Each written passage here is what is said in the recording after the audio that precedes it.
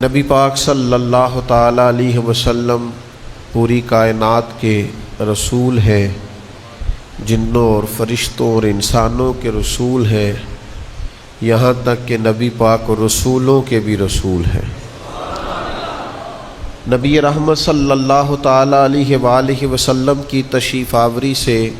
انسانوں کو انسانیت کا پتہ چلا، اخلاق سے آگاہی نصیب ہوئی۔ حضور علیہ الصلاۃ والسلام ہی کی تشریف آوری سے لوگوں کو جینے کا، رہنے کا موقع نصیب آیا۔ سرور کائنات صلی اللہ تعالیٰ علیہ وسلم کے تصدق سے ہی لوگوں کو ماں باپ، بہن بھائی، بیوی بچوں، پڑوسیوں، رشتہ داروں کے حقوق سے شناسائی نصیب ہوئی۔ حضور علیہ السلام کی بدولت ہی ہمیں اللہ کی آخری کتاب قرآن مجید نصیب ہوئی، اور مجھے کہہ لینے دیجیے گا کہ نبی پاک کی بدولت ہی، حضور کے صدقے ہی ہمیں پتہ چلا کہ ہمارا خالق کون ہے،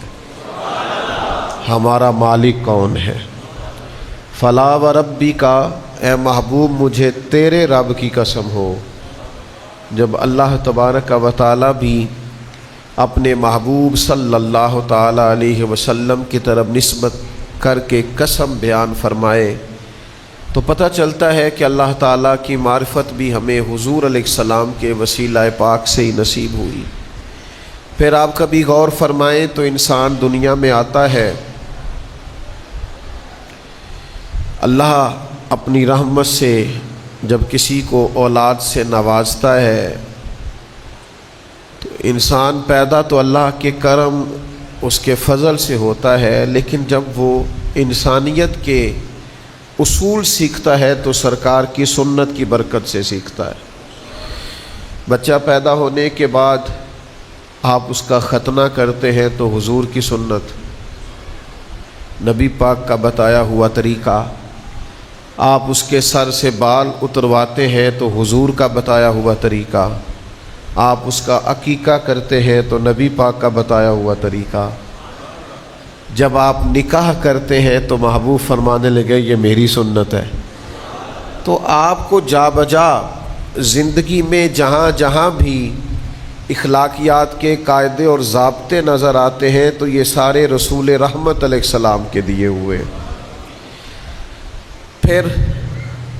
انسان اپنی زندگی کے شب و روز اگر چین اور سکون سے گزارنا چاہے تو ایک ہی علاج ہے کہ لقد کان لکم فی رسول اللہ اسوۃ حسنہ، تمہارے لیے نبی پاک کی زندگی بہترین نمونہ ہے۔ پھر وہ دنیا سے جاتا ہے تو قبر میں جب پہنچتا ہے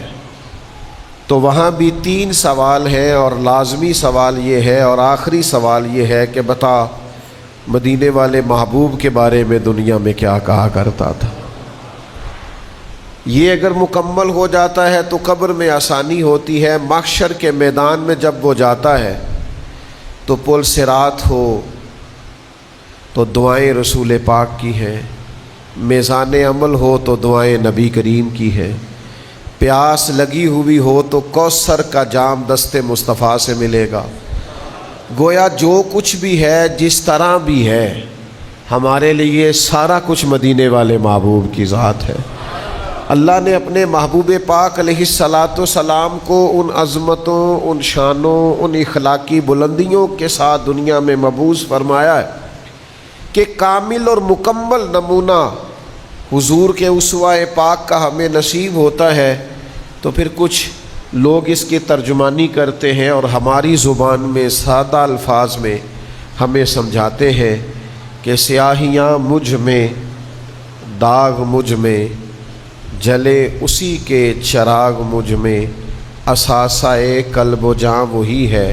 میرا تو سب کچھ میرا نبی ہے۔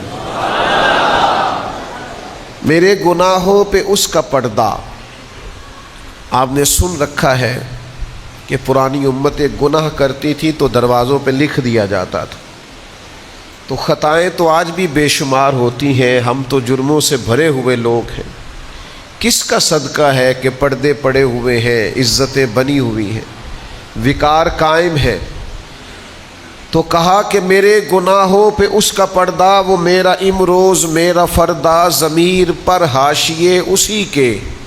شعور بھی اس کا وضع کردہ، وہ میرا ایمان میرا تیقن،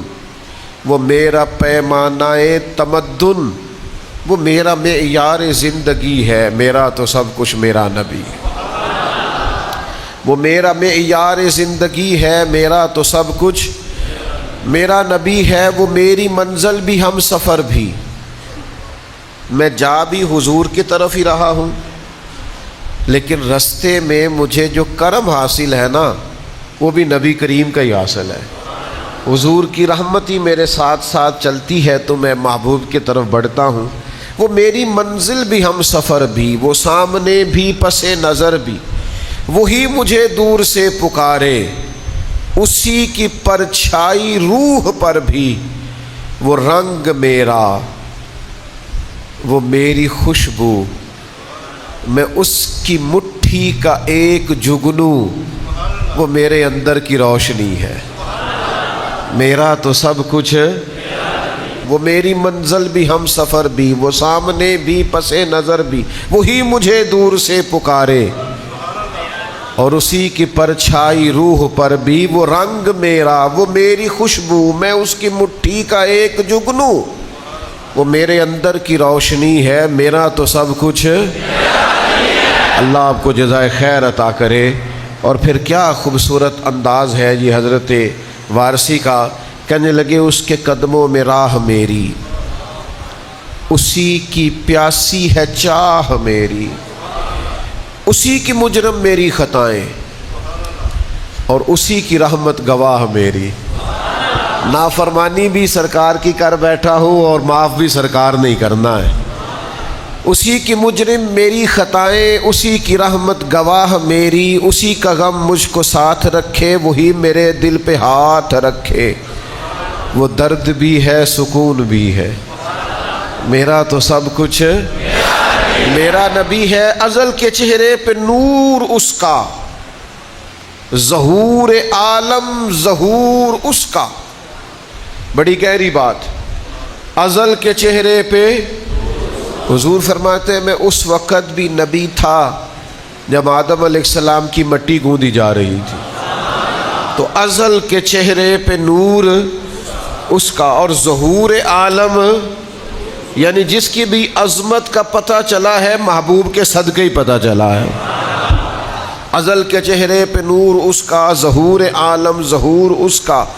خود اس کی آواز گفتائے حق، خود اس کی تنہائی طور اس کا، وہ بولے تو حق کہتے ہیں اور تنہائی میں بولے تو یوں سمجھو جیسے کوہ طور پہ زیارت نہیں ہو رہی، ازل کے چہرے پہ نور اس کا، ظہور عالم ظہور اس کا، خود اس کی آواز گفتائے حق، خود اس کی تنہائی طور اس کا، بہت سے عالی مقام آئے لیکن خدا کے بعد اس کا نام آئے، شان حضرت ابراہیم کی بھی کیا بات ہے، جناب موسیٰ علیہ السلام کی بھی، حضرت عیسیٰ روح اللہ علیہ السلام کی بھی کیا بات ہے، بہت سے عالی مقام آئے پر خدا کے بعد اس کا نام آئے، وہ اولی ہے وہ آخری ہے، میرا تو سب کچھ میرا نبی ہے۔ جب قیامت کا دن ہوگا نا تو ہمارے لیے بڑی مشکل ہوگی، ہمیں تو سارا پتہ ہے نا، پتہ تے سارا ہے نا سردار نو کیتیاں دا۔ حضرت وارثی کہتے ہیں نہ مجھ سے بارے عمل اٹھے گا، نہ عضو ہی کوئی ساتھ دے گا، نہ مجھ سے بارے عمل اٹھے گا، نہ مجھ سے عملوں کا بوجھ اٹھایا جائے گا، اور یہ جو میرے اعضاء ہیں نا یہ میرا ساتھ نہیں دیں گے، ان پر تو ویسے ہی بڑی سختی ہوگی، نہ مجھ سے بارے عمل اٹھے گا، نہ عضو ہی کوئی ساتھ دے گا، اگر کہے گا تو روز محشر خدا سے میرا نبی کہے گا سیاہیاں داغ صاف کر دے، اسے میرے مولا معاف کر دے۔ نہ مجھ سے بارے عمل اٹھے گا، نہ عضو ہی کوئی ساتھ دے گا، اگر کہے گا تو روز محشر خدا سے میرا نبی کہے گا سیاہیاں داغ صاف کر دے، اسے میرے مولا معاف کر دے۔ میرا عاشق ہے وارسی ہے. مظفر وارسی سے تھوڑی سی معذرت کے ساتھ پھر پڑھتا ہوں. نہ مجھ سے بارے عمل اٹھے گا نہ عضو ہی کوئی ساتھ دے گا. اگر کہے گا تو روز محشر خدا سے میرا نبی کہے گا سیاہیاں داغ صاف کر دے اسے میرے مولا معاف کر دے. یہ میرا عاشق ہے قادری ہے. میرا تو سب کچھ میرا نبی ہے. میرا تو سب کچھ